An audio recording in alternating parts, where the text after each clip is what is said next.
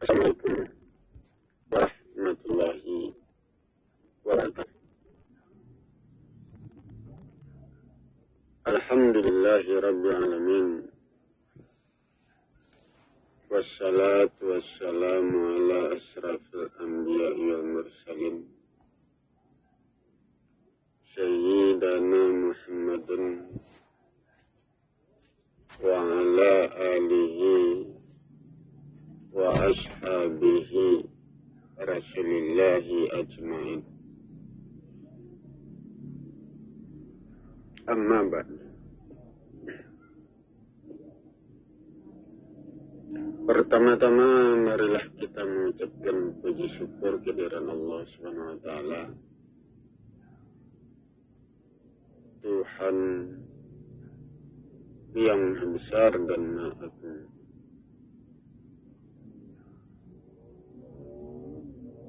Salam kehormatan kita berikan pula kepada Muhammad Rasulullah Sallallahu Alaihi Wasallam, Rasul terakhir dan penutup para nabi.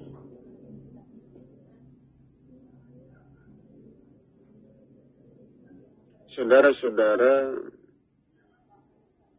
kaum muslimin jamaah yang saya hormati.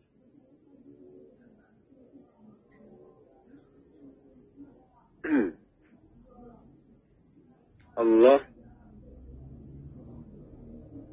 memperjalankan manusia dengan hukum.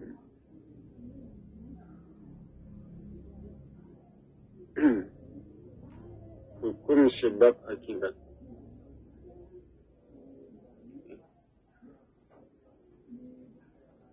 Karena tubuh manusia adalah zat tanah.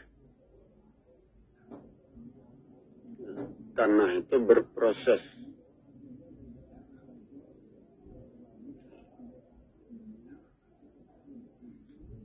Proses itu mendorong pertumbuhan.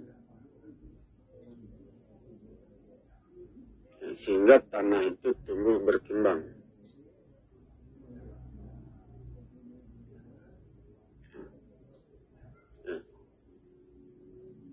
Jadi,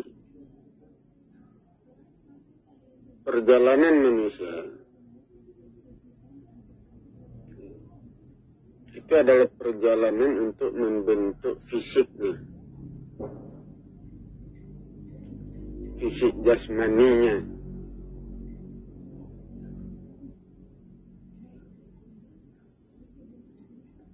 Fisik jasmani itulah yang perlu diperhatikan. Kehidupan jasmani itu harus diperbaiki, harus dibentuk, diluruskan, dan disempurnakan kehidupan jasmani.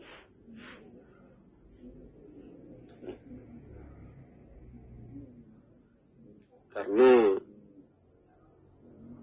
dasar hukum yang akan memperlancar perjalanan kita ke surga itu adalah jasmani. Sementara rohani mengikuti jasmani. Contohnya saja seperti sifat.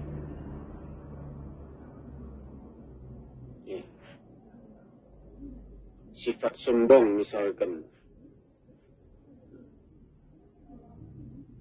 Apabila manusia memiliki sifat sombong,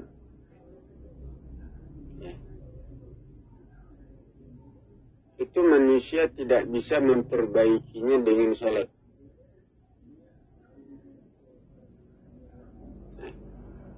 Tidak bisa. Walaupun mereka salat, mereka beribadah, tetapi sifat sombong itu tidak hilang.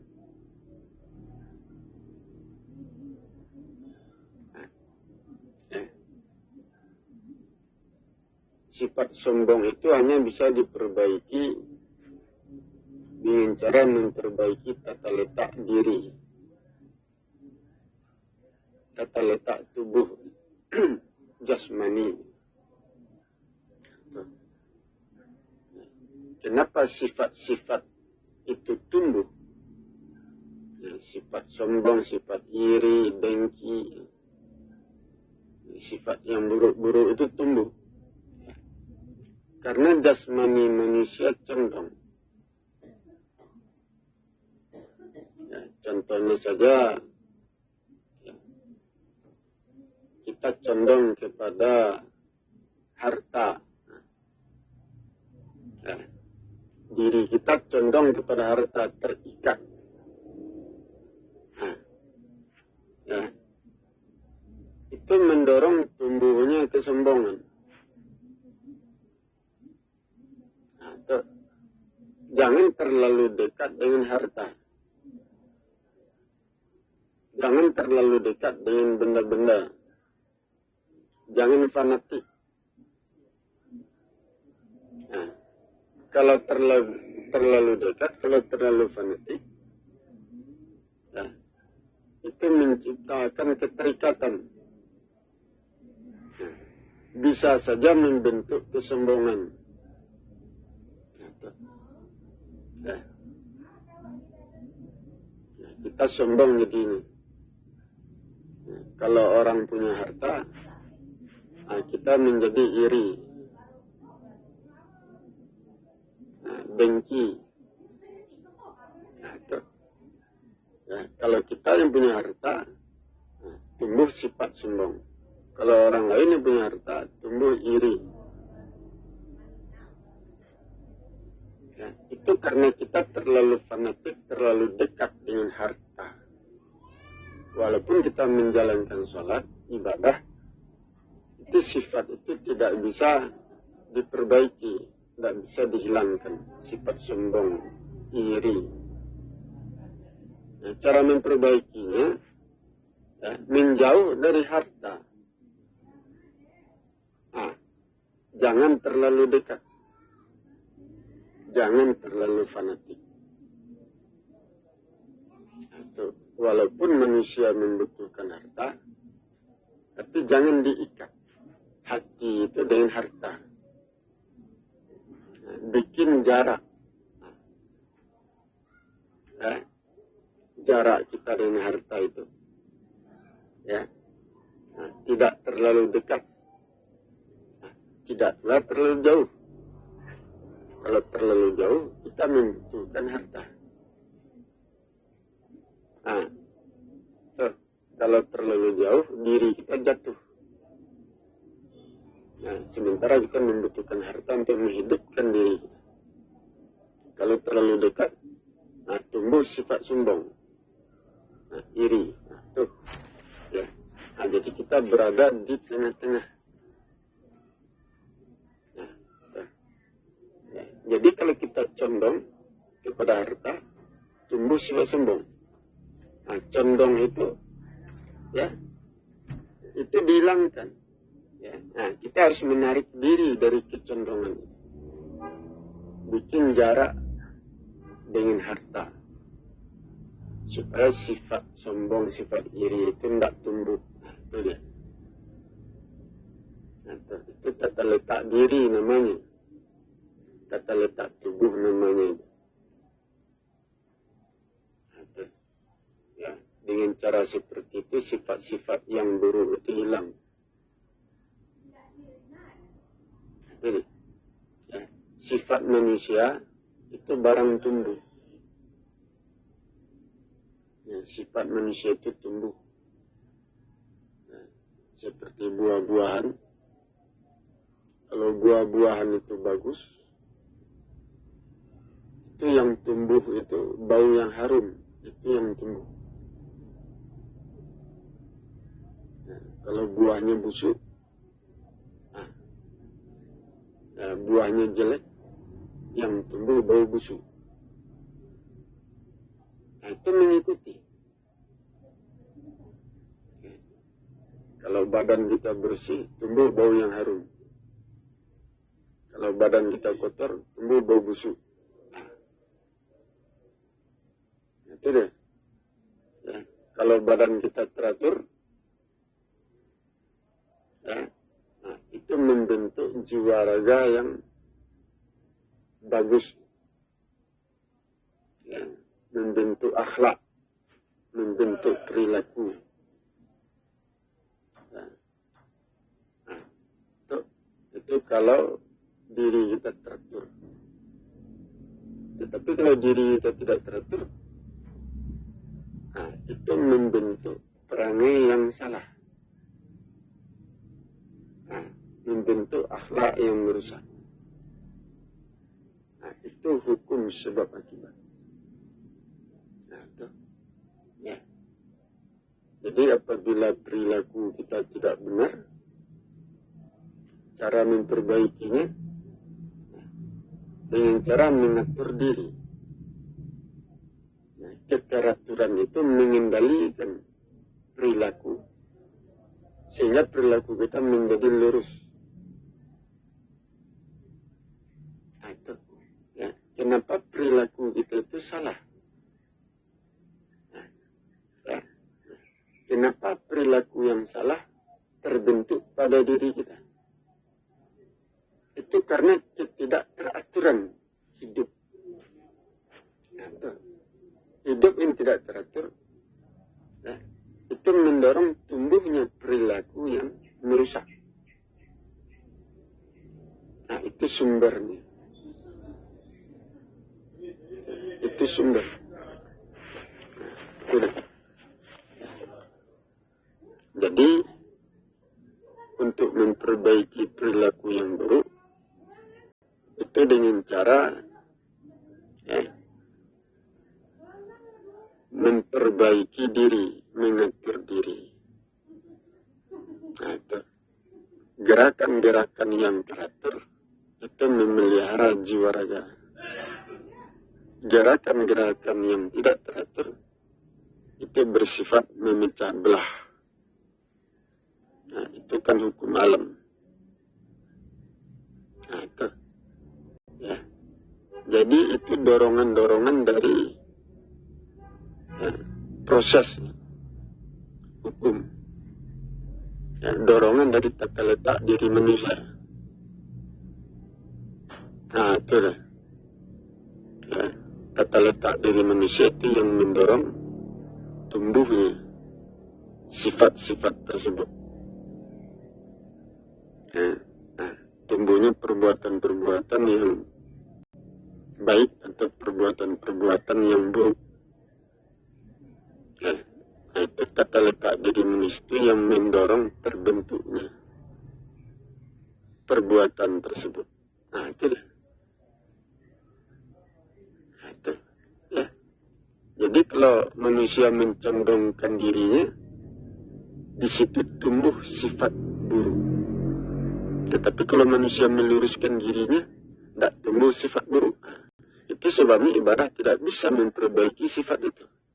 Sebelum manusia meluruskan diri, berada pada tempat tata letak diri yang tepat. Ya. Jadi sebenarnya itu hukum alam. Ya, itu hukum alam sebenarnya. Ya. Contohnya saja kalau tata letak diri kita tepat, ya, pertumbuhan diri kita menjadi subur. Kalau tata letak diri kita miring atau tidak tepat, pertumbuhan jiwa raga kita itu menurun. Nah, itu jatuh. Ya. Nah, itu kan hukum sesuai akibat. Nah, karena tubuh manusia tanah, tubuh manusia zat. Apabila tanah itu normal, ya, maka pertumbuhannya menjadi subur.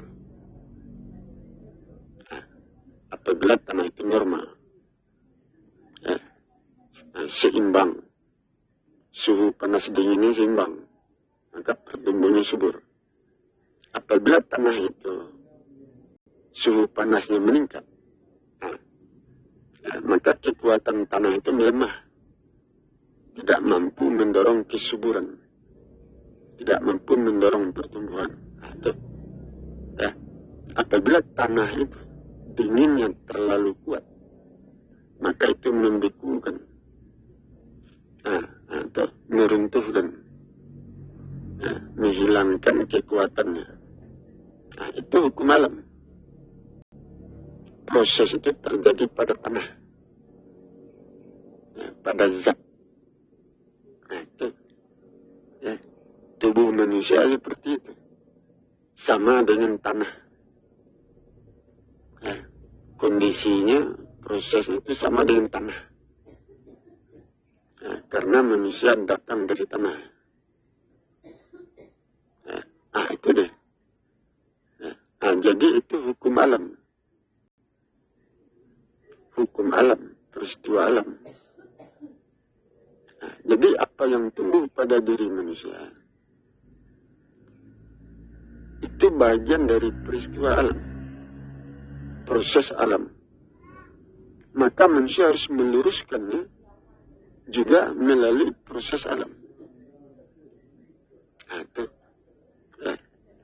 Jadi salat saja yang diharapkan untuk meluruskan diri manusia, itu tidak bisa. Salat saja yang diharapkan untuk meluruskan diri manusia tidak bisa. Sehingga manusia harus mempergunakan hukum alam untuk meluruskan dirinya.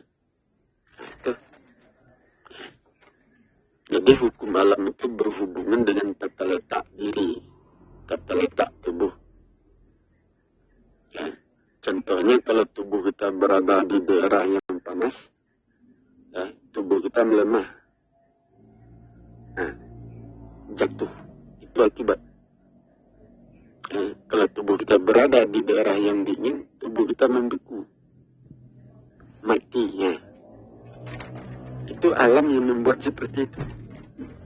Tapi kalau tubuh kita berada di tengah-tengah antara panas dan dingin, maka tubuh kita menjadi tegak. Itu alam yang membuat seperti itu.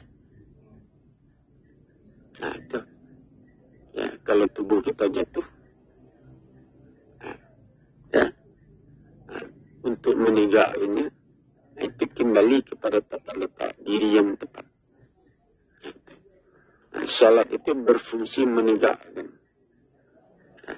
Tetapi hanya itu sebesar 60% atau 70% salat mampu menegakkan, meluruskan manusia. Selebihnya itu diselesaikan dengan hukum alam. Sehingga Al-Quran mengatakan, wahai manusia, kembalilah kepada fitrah alam. Karena urusan manusia itu pada akhirnya diselesaikan dengan mempergunakan hukum alam. Karena kemampuan ibadah dalam menyempurnakan manusia itu tidak penuh. Kemampuan ibadah dalam menyempurnakan manusia itu tidak penuh. Paling-paling itu 70%. Tidak sampai 100%. Jadi apabila kemampuan ibadah tidak sepenuhnya mampu menyelesaikan urusan manusia, hanya 70%, maka sisanya diselesaikan dengan mempergunakan hukum alam. Itu sebabnya ibadah itu dikembalikan kepada alam. Artinya berdasarkan alam. Itulah. Untuk meluruskan jiwa raga manusia, untuk menyempurnakan diri. Jadi hukum alam itu harus kita periksa. Proses apa yang terjadi pada zat. Proses apa yang terjadi pada tubuh. Jadi bumi ini luas. Setiap daerah itu berbeda kondisinya. keadaannya. Proses yang terjadi di setiap daerah itu berbeda. Nah, itu harus diperhatikan. Nah, berbeda prosesnya, maka berbeda pula pembentukan diri manusia. Nah, berbeda alamnya, maka manusia diarahkan kepada tujuan yang berbeda pula. Jadi manusia terikat dengan alam. Alam yang membawa manusia. Tidak. Nah, seperti pakai jubah. Jubah itu mendorong kita ke masjid. Tidak membawa kita ke hutan. Nah, jubah yang kita pakai itu yang menarik kita ke masjid. Itu dia. Kalau tidak mau kita pergi ke masjid, lepaskan jubah. Nah, seperti itulah kira-kira. Nah, kita pegang senjata. Senjata itu menarik kita untuk melukai orang, untuk membunuh orang. Nah, ya. Selama kita terikat dengan senjata, selama itu kita ditarik untuk melukai orang. Nah, bagaimana caranya melepaskan diri? Nah, lepaskan senjata itu. Buang senjata itu. Ganti pegangan kita dengan yang lain. Itu cara melepaskan diri. Nah, itu hukum alam. Nah, jadi tidak akan terjadi sesuatu kecuali berdasarkan hukum. Nah, itu. Sehingga ibadah itu diikat dengan hukum. Nah, itu dia. Ya. Jadi itulah yang harus kita perhatikan. Yang harus kita pelajari. Ya. Saya akhiri. Assalamualaikum warahmatullahi wabarakatuh. Hanya benar kejadian, benar penyebabnya. Tidak dibuat-buat, tidak dikehendaki. Contohnya saja, kalau kita tidak makan, perut kita sakit. Dari mana datangnya sakit? Sakit itu karena gara-gara kita tidak makan.